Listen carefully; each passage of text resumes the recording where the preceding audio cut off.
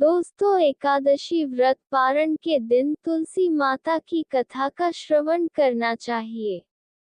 तो आइए हम इस कथा का श्रवण करें। इस कथानुसार एक परिवार में ननद भाभी रहती थी। ननद अभी कुंवारी थी। वह तुलसी की बड़ी सेवा करती थी, पर भाभी को ये सब फूटी आंख नहीं सुहाता था। कभी कभी तो वह गुस्से में कहती कि जब तेरा विवाह होगा तो तुलसी ही खाने को दूंगी, तथा तुलसी ही तेरे दहेज में दूंगी।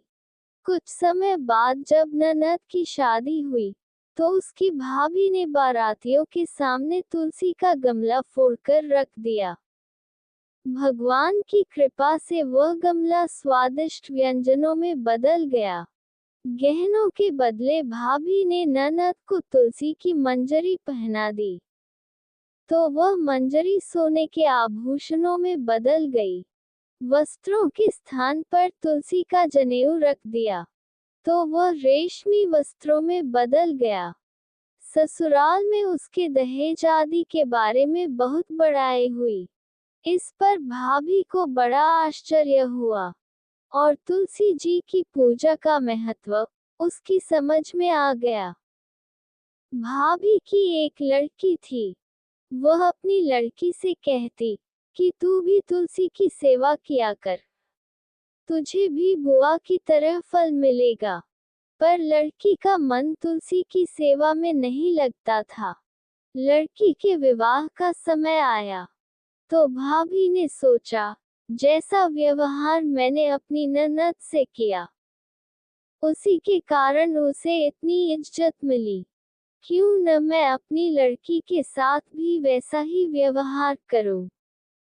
उसने तुलसी का गमला फोड़कर बारातियों के सामने रख दिया, परंतु इस बार मिट्टी मिट्टी ही रही। मंजरी और पत्ते भी अपने पूर्व रूप में ही रहे, तथा जनेऊ जनेऊ ही रहा। सभी बाराती भाभी की बुराई करने लगे। वही ससुराल में सभी लड़की की बुराई कर रहे थे।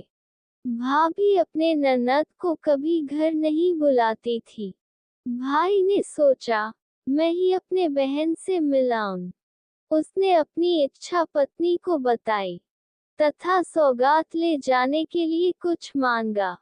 भाभी ने थैले में ज्वार भरकर कहा, और तो कुछ है ही नहीं, यही ले जाइए। वह दुखी मन से चल दिया।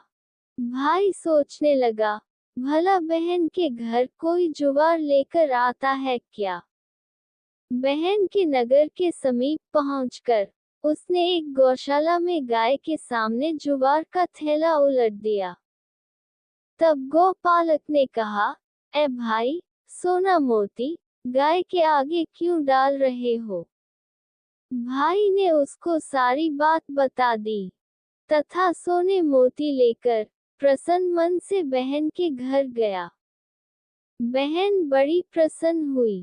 दोस्तों, तुलसी माता की एक और कथानुसार एक बुढ़िया माई तुलसी जी को सींचती और कहती कि हे तुलसी माता, सत की दाता, मैं तेरा बिडला सींचती हूँ, मुझे बहू दे, पीताम्बर की धोती दे, मीठा मीठा घास दे, बैकुंठा में वास दे, चटक की चाल दे, पटक की मोट दे, चंदन का काठ दे, रानी सा राज दे, दाल भात का भोजन दे, ग्यारस की मौत दे, कृष्ण जी का कंधा दे। तब तुलसी माता ये सुनकर सूखने लगी। तो भगवान ने पूछा कि हे तुलसी, तुम क्यों सूख रही हो। तुलसी माता ने कहा कि एक बुढ़िया रोज आती है और यही बात कह जाती है। मैं सब बात तो पूरा कर दूंगी, लेकिन कृष्ण का कंधा कहाँ से लाऊंगी। तो भगवान बोले, जब वो मरेगी तो मैं अपने आप कंधा दे आऊंगा।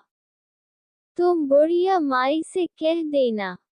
जब बुढ़िया माई मर गई, सब लोग आ गए। जब माई को ले जाने लगे तो वह किसी से न उठी। तब भगवान एक 12 बरस के बालक का रूप धारण करके आए। बालक ने कहा, मैं कान में एक बात कहूंगा तो बुढ़िया माई उठ जाएगी। बालक ने कान में कहा, बुढ़िया माई मन की निकाल ले, पीताम्बर की धोती ले, मीठा मीठा गास ले, बैकुंठा का वास ले, चटक की चाल ले, पटक की मोत ले, कृष्ण जी का कंधा ले। ये सुनकर बुढ़िया माई हल्की हो गई। भगवान ने कंधा दिया और बुढ़िया माई को मुक्ति मिल गई। हे तुलसी माता, जैसे बुढ़िया माई को मुक्ति दी वैसे सबको देना। दोस्तों, कथा यही समाप्त हुई। बोलिए तुलसी माता की जय।